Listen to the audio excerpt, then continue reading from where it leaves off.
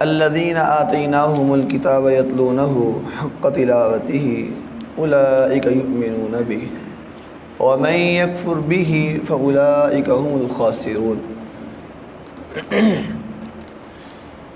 اللہ تعالیٰ اس آیت میں یہ بات ارشاد فرماتے ہیں کہ وہ لوگ جن کو کتاب عطا کی گئی، جن کو کتاب دی گئی، وہ پھر اس کتاب کی تلاوت کا حق ادا کرتے ہیں، وہی اس پر ایمان لانے والے ہیں۔ یعنی قرآن مجید پر ایمان لانا یہ ہر مسلمان پر لازم اور ضروری ہے۔ ہر چھوٹے بڑے، ہر مرد عورت، ہر ایک کے لیے قرآن مجید پر ایمان لانا لازم اور ضروری ہے۔ تو قرآن مجید پر ایمان لانے کا مطلب یہ ہے کہ قرآن مجید کی تلاوت کا حق ادا کیا جائے۔ قرآن مجید کی تلاوت کا حق کیا ہے؟ ایک تو ہے قرآن مجید کو پڑھنا، اور ایک ہے قرآن مجید کو پڑھنا بھی اور اس کو سمجھنا بھی اور اس پر عمل بھی کرنا۔ یہ ساری چیزیں تلاوت کے حق میں آتی ہیں کہ بندہ اس وقت تلاوت کا صحیح حق ادا کر سکتا ہے کہ جب بندہ قرآن مجید کو صحیح پڑھنے والا بھی ہو، قرآن مجید کو سمجھنے والا بھی ہو، اور پھر اس پر عمل کرنے والا بھی ہو۔ قرآن مجید کے ہر مسلمان پر 5 حقوق ہیں۔ پہلا حق یہ ہے کہ قرآن مجید پر ایمان لایا جائے۔ قرآن مجید پر ایمان لانا یہ ہر ایک کے لیے لازم اور ضروری ہے۔ فرمایا آمن الرسول بما انزل الیہ من ربہ والمؤمنون۔ اور دوسری چیز ہے قرآن مجید کی تلاوت کرنا۔ اللہ تعالیٰ نے فرمایا اتل ما اوحی الیک من الکتاب واقیم الصلاۃ، کہ جو کتاب آپ کی طرف وحی کی جاتی ہے، اے نبی صلی اللہ علیہ وسلم، جو کتاب آپ کی طرف وحی کی جاتی ہے اس کی تلاوت کی۔ اور اسی طرح تیسری چیز کہ قرآن مجید کو سمجھا بھی جائے۔ قرآن مجید کو سمجھ کر مجید کو اس لیے نازل کیا گیا تاکہ قرآن مجید پر غور و فکر کیا جائے، قرآن مجید کو سمجھا جائے، اسے سمجھ کر پڑھا جائے۔ اور اسی چیز ہے قرآن مجید پر عمل کرنا۔ چوتھا حق قرآن مجید کا یہ ہے کہ قرآن مجید پر عمل کرنا، اس لیے کہ قرآن مجید کے نازل کرنے کا مقصد یہ ہے کہ لوگوں کو گمراہیوں سے نکال کر صراط مستقیم کی طرف لائے۔ کتاب انزلناہ الیک لتخرج الناس من الظلمات الی النور، کہ یہ کتاب اس لیے ہم نے نازل فرمائی تاکہ لوگوں کو گمراہیوں سے نکال کر نور کی طرف یعنی روشنی کی طرف، صراط مستقیم کی طرف لایا جائے۔ اور اسی طرح آخری بات یہ ہے کہ قرآن مجید کا آخری حق یہ ہے کہ قرآن مجید کی تبلیغ آگے بھی کی جائے، لوگوں تک پہنچایا جائے۔ اللہ تعالیٰ نے اپنے نبی صلی اللہ علیہ وسلم کو مخاطب کر کے یہ بات ارشاد فرمائی کہ اے میرے نبی صلی اللہ علیہ وسلم، اے رسول، جو کتاب جو وحی آپ کی طرف کی جاتی ہے اسے آگے بھی پہنچائیں۔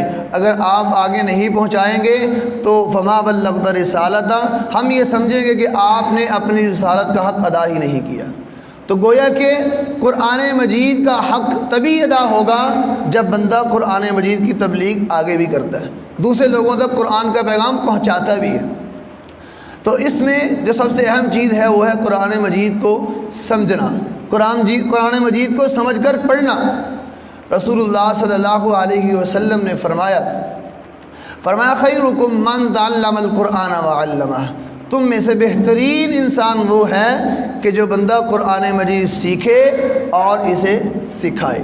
گویا کہ سیکھنے اور سکھانے والا سب سے اہم ترین اور سب سے بہترین ہے۔ فرمایا خیارکم من تعلم القرآن وعلمہ، کہ تم میں سے سب سے بہترین وہ ہے کہ جو بندہ قرآن مجید کو پڑھتا ہے، قرآن مجید کو پڑھاتا ہے، سیکھتا ہے، سکھاتا ہے۔ اور تیسری حدیث میں فرمایا ان افضلکم من تعلم القرآن وعلمہ، کہ تم میں سے افضل ترین وہ ہے جو بندہ قرآن مجید کو سیکھے اور سکھائے۔ تو قرآن مجید کو سیکھنے میں شرم نہیں کرنی چاہیے کہ کوئی بندہ کہے کہ میں اب بڑا ہو چکا ہوں، میری زبان پہ قرآن مجید چڑھتا نہیں ہے، میں قرآن مجید سیکھ نہیں سکتا، یہ بہانے نہیں لگانے چاہیے۔ بندہ کس عمر میں بھی ہو اسی عمر میں قرآن مجید کو سیکھنا چاہیے۔ دیکھیے حضرت عبداللہ بن عباس رضی اللہ تعالی عنہ کو حضرت عمر رضی اللہ تعالی عنہ نے اپنا مشیر بنا لیا. چھوٹے سے بچے ہیں, ابھی کوئی 10-11 سال کی عمر ہوگی, تو حضرت عمر رضی اللہ تعالی عنہ نے حضرت عبداللہ بن عباس رضی اللہ تعالی عنہما کو اپنا مشیر خاص بنا لیا. کچھ لوگوں نے اعتراض کیا کہ بڑے بڑے صحابہ موجود تھے, بزرگ موجود تھے, پھر ایک بچے کو مشیر بنایا گیا, یہ کیا بات ہوئی؟ کسی بڑے کو مشیر بناتے, بچے کو مشیر بنا لیا. حضرت عمر رضی اللہ تعالی عنہ نے فرمایا کہ سارے لوگ اکٹھے ہو جائیں. مسجد نبوی میں سب کو اکٹھا کر لیا گیا اور پھر فرمایا کہ آپ نے یہ اعتراض کیا ہے, میں اب اس اعتراض کا جواب دینے لگا ہوں. تو حضرت عمر رضی اللہ تعالی عنہ نے سورۃ النصر کی تلاوت کی, اذا جاء نصر اللہ والفتح. اس سورت کی حضرت عمر رضی اللہ تعالی عنہ نے تلاوت کی اور پوچھا کہ اس کی تفسیر کوئی بیان کرے. کسی نے کوئی تفسیر بیان کی, کسی نے کوئی تفسیر بیان کی, کسی نے کوئی تفسیر بیان کی. پھر فرمایا عبداللہ بن عباس رضی اللہ تعالی عنہما سے کہ عبداللہ آپ ذرا اس کی تفسیر بیان کیجیے.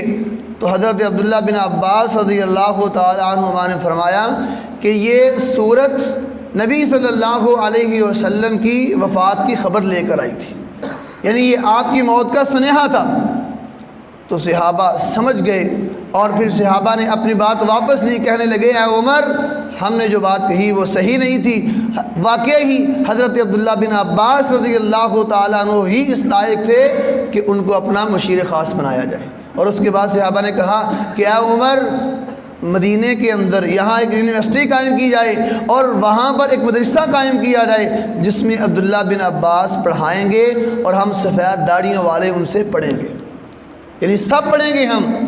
حضرت عبداللہ بن عباس رضی اللہ تعالیٰ عنہما نے پھر ان بڑے بڑے صحابہ کو بھی پڑھایا, لیکن ان صحابہ نے بھی کبھی اس بات کی شرم محسوس نہیں کی کہ ہم قرآن مجید اب پڑھتے ہیں, چاہے سفید داڑھیوں والے تھے. تو اس لیے قرآن مجید کو سیکھنے اور سکھانے میں کوئی شرم محسوس نہیں کرنی چاہیے.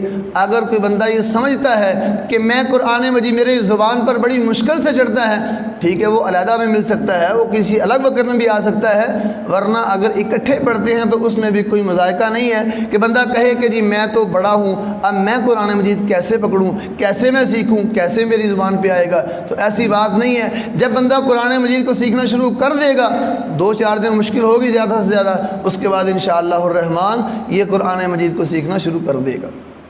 تو آج ہم اعوذ باللہ اور بسم اللہ کا ترجمہ اور اس کا صحیح تلفظ دیکھتے ہیں. اعوذ کا مطلب ہے اعوذ میں پناہ چاہتا ہوں, میں پناہ میں آتا ہوں. اعوذ میں پناہ میں آتا ہوں یا پناہ چاہتا ہوں باللہ اللہ کی. اعوذ باللہ اللہ کی پناہ میں آتا ہوں. اور من الشیطان الرجیم, من الشیطان الرجیم شیطان مردود سے, یعنی شیطان مردود کی چالوں سے, شیطان مردود کے جو بھی ہتھ کنڈے ہیں ان تمام سے میں اللہ کی پناہ میں آتا ہوں. اور بسم اللہ, بسم اللہ کا مطلب ہے اللہ کے نام کے ساتھ شروع کرتا ہوں. یہ جو شروع کا لفظ ہے شروع کرتا ہوں, اس کی عربی نہیں ہے, اس میں محذوف ہے. کوئی بھی بندہ کام شروع کرنے لگتا ہے, کوئی بھی کام کرنے لگتا ہے, اس میں جب بندہ بسم اللہ کہتا ہے تو یہ چیز یعنی محذوف ہے. مثال کے طور پر بندہ مسجد میں داخل ہوتا ہے, بسم اللہ پڑھتا ہے, اس کا مطلب کیا ہے کہ میں اللہ کے نام کے ساتھ داخل ہوتا ہوں. بندہ کھانا کھانا شروع کرے اس وقت بسم اللہ پڑھے, مطلب کیا ہے کہ میں اللہ کے نام کے ساتھ کھاتا ہوں, کھانا شروع کرتا ہوں. کوئی بھی کام شروع کرتا ہے تو بندے کو چاہیے کہ بسم اللہ پڑھے, اس لیے کہ اگر بسم اللہ پڑھے گا تو اس کام میں اللہ برکت فرما دے گا. تو بسم اللہ کا مطلب ہے کہ اللہ کے نام کے ساتھ شروع کرتا ہوں. بسم اللہ الرحمن الرحیم, آگے الرحمن کا مطلب ہے بہت زیادہ مہربان, بہت زیادہ رحم کرنے والا. الرحیم نہایت مہربان, دونوں کا معنی تقریباً ملتا جلتا ہے. بسم اللہ الرحمن الرحیم, میں اللہ کے نام کے ساتھ شروع کرتا ہوں جو بہت بڑا مہربان اور نہایت رحم کرنے والا ہے. انشاءاللہ الرحمن اور الرحیم کی آگے تفصیل آئے گی۔ اب ذرا اس کا تلفظ بھی درست کر لیجئے، میں پڑھاؤں گا اور آپ نے اونچی آواز سے پڑھنا ہے، اپنا تلفظ درست کرنا ہے، اپنا لفظ درست کرنا ہے۔ پڑھیے ذرا، اعوذ، اونچی آواز سے پڑھیے، شرم محسوس نہ کیجیے، جتنا اونچی آواز سے پڑھیں گے انشاءاللہ اتنا ہی بہتر ہوگا اور اتنی ہی بہتری آئے گی تلفظ میں۔ اعوذ باللہ من الشیطان الرجیم۔ اعوذ، اس میں پہلے ہے حمزہ اور اس کے بعد ہے عین، حمزہ اور عین میں فرق ہے۔ اعوذ باللہ من الشیطان، من الشیطان الرجیم۔ یہاں پر را کے اوپر شد ہے اور زبر بھی ہے تو اس کو پر پڑھیں گے، الرجیم۔ اعوذ باللہ من الشیطان الرجیم، بسم اللہ الرحمن الرحیم، بسم اللہ الرحمن الرحیم۔ اعوذ باللہ من الشیطان الرجیم،